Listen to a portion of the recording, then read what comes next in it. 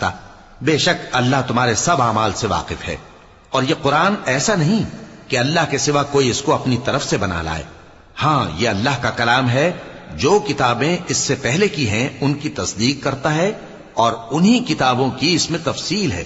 اس میں کچھ شک نہیں کہ یہ رب العالمین کی طرف سے نازل ہوا ہے۔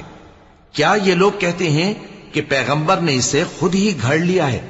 کہہ دو کہ اگر سچے ہو تو تم بھی اس طرح کی ایک صورت بنا لاؤ، اور اللہ کے سوا جن کو تم بلا سکو بلا بھی لو۔ حقیقت یہ ہے کہ جس چیز کے علم پر یہ قابو نہیں پا سکے اس کو نادانی سے جھٹلا دیا، اور ابھی اس کی حقیقت ان پر کھلی ہی نہیں۔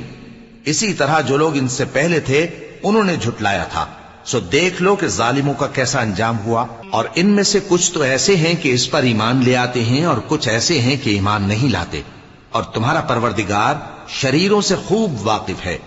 اور اگر یہ تمہاری تکذیب